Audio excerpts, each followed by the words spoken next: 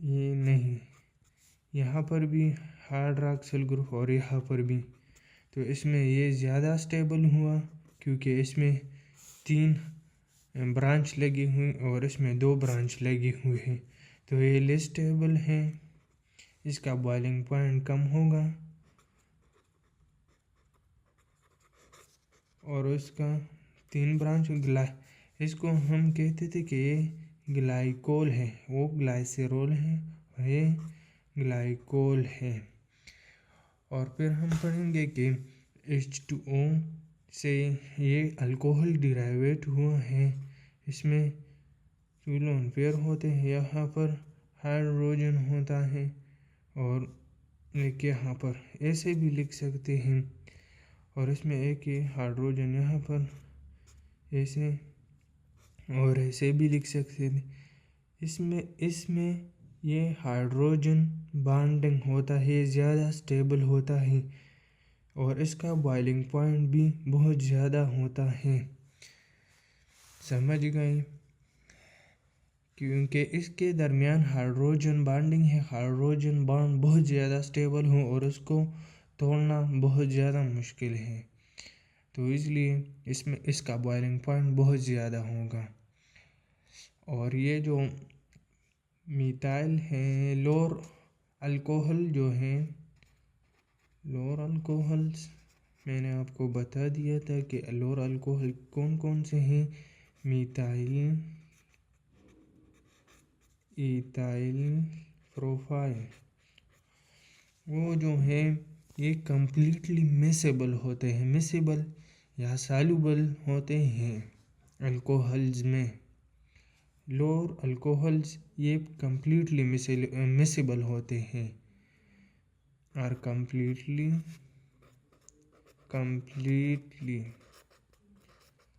ये completely soluble होते हैं और कम्प्लीटली या मिसेबल भी लिख सकते हैं, मिसेबल। और बाद में हम इसका स्ट्रक्चर ड्रा करेंगे कि अल्कोहल का स्ट्रक्चर कैसा है। Structure of alcohol, structure of alcohol, hydrogen, इसमें ऑक्सीजन है, इसमें लोन पेयर और ये सिग्मा बॉन्ड के ज़रिए इसमें हाइड्रोजन लगे होते हैं। इसके दरमियान ये जो गैप आपको नज़र आ रहा है, ये इसमें बॉन्ड एंगल है और ये एंगल 104.5 डिग्री होता है और इसमें हाइब्रिडाइजेशन जो होता है वो sp3 होता है। अगर आपको हाइब्रिडाइजेशन नहीं आता तो फिर आप मुश्किल है, समझ नहीं पाएंगे। हाइब्रिडाइजेशन आपने पहले पढ़ा है, वह देख लीजिए क्योंकि आप मैं बताऊंगा ये सारा टाइम इस पे लग जाएगा। इसमें sp3 हाइब्रिडाइजेशन होता है और इसका जो स्ट्रक्चर है ये एंगुलर है, इसको हम एंगुलर कहते हैं, इसका जो स्ट्रक्चर है वो एंगुलर है। और अब हम इसके पढ़ने जा रहे हैं प्रिपरेशन ऑफ एसिडिटी।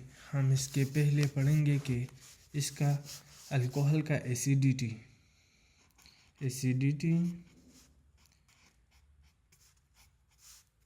ऑफ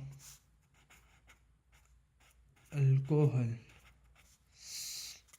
हमने पढ़ा था कि अल्कोहल को हम इस तरह लिख सकते हैं कि OH ये अल्काइल ग्रुप है और ये ऑक्सीजन और हाइड्रोजन है। आपको पता है कि ऑक्सीजन की इलेक्ट्रॉनिगेटिविटी ज़्यादा होती है हाइड्रोजन से, तो ऑक्सीजन की इलेक्ट्रॉनिगेटिविटी 3.5 है और ऑक्सीजन की जो इलेक्ट्रॉनिगेटिविटी हाइड्रोजन की इलेक्ट्रॉनिगेटिविटी है वो 2.1 है। इसके दरमियान जो डिफरेंस है वो 1.4 का है, तो ऑक्सीजन की इलेक्ट्रॉनिगेटिविटी ज़्यादा है हाइड्रोजन से। अब हम इसका आपको समझाते हैं कि कैसा ज़्यादा इलेक्ट्रॉनिगेटिव है। हम इसमें पहले पढ़ने जा रहे हैं कि इसका रिएक्शन वो कौन सा है। कि किताब में लिखा है कि आर, ये अल्कोहल है OH, इसके साथ हम सोडियम को रिएक्शन करेंगे, इससे बनेगा R अल्काइल ग्रुप है, O Na है और इसमें H2O है। इसकी इलेक्ट्रोनेगेटिविटी कम है, ये एसिडिक के तौर पर इसमें काम करेगा। ये हमारे साथ इसमें इस पे नेगेटिव चार्ज है और इस पर पॉजिटिव चार्ज है, नेगेटिव और पॉजिटिव का अट्रैक्ट करेगा, तो इसमें ये आ जाएगा। और हाइड्रोजन इसमें एसिडिक के तौर पर काम करेगा, ये इससे बाहर हो जाएगा। तो ये अल्काइल ग्रुप है और इसके साथ हाइड्रॉक्सिल ग्रुप है, इस पे नेगेटिव और इस पे पॉजिटिव। तो ये ऑक्सीजन इन सोडियम को अट्रैक्ट करेंगे, तो हाइड्रोजन इससे रिमूव हो जाएगा। तो इसमें ये एसिडिक है, ये बेस के तौर पर काम करता है और ये एसिड के तौर पर काम करता है। यहाँ पर हमारा लेक्चर कंप्लीट हुआ। अगर बाद में भी आपको कोई कंफ्यूजन हुआ तो कमेंट सेक्शन के अंदर आप बता सकते हैं और हमारे चैनल को सब्सक्राइब करें ताकि हर आने वाली वीडियो का नोटिफिकेशन आपको मिलता रहे।